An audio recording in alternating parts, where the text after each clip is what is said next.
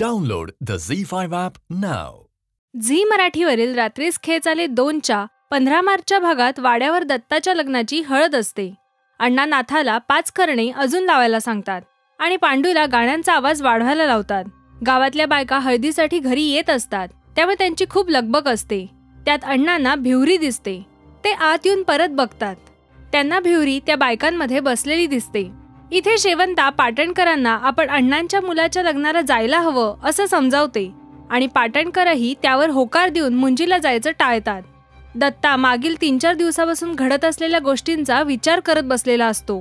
इंदू तिथे जाते आणि त्याला समजावते की बाकी विसरून आता मुलगी लग्न होऊन घरी येणार आहे. तिची जबाबदारी आता तुझी आहे. इथे अण्णा भिवरीचाच विचार करत असताना रघुकाका आणि नेने वकील तिथे येतात आणि मुलाचं लग्न असल्याने पार्टी तर झालीच पाहिजे असं बोलून प्यायला बसतात. खाली दत्ताची हळद सुरू होते तर वच्ची पेट्टे निखारे घराबाहेर टाकून ते नायकांच्या वाड्याकडे जाऊ दे असं जोरात बोलते. वाड्यावर शेवंता आणि तिचा नवरा येतो. शेवंता इंदूशी बोलायला म्हणून तिच्या बाजूला जाऊन उभी राहते आणि पाटणकर अण्णांना आम्ही आलो आहोत हे सांगायला म्हणून त्यांना हाक मारतात. अण्णा त्यांच्याकडे बघतात तोच त्यांना पाटणकरांच्या मागे भिवरी दिसते. अण्णांना सतत भिवरी दिसण्यामागे काय कारण असेल? वच्छी दत्ताच्या लग्नात काय विघ्न आणेल? हे बघण्यासाठी पाहत राहा रात्रीस खेळ चाले 2 सोमवार ते शनिवार रात्री 10:30 वाजता फक्त झी मराठीवर. आणि मराठी टेलिव्हिजनच्या ताज्या अपडेट्स मिळवण्यासाठी सबस्क्राईब करा राष्ट्रीय मराठी शोबज.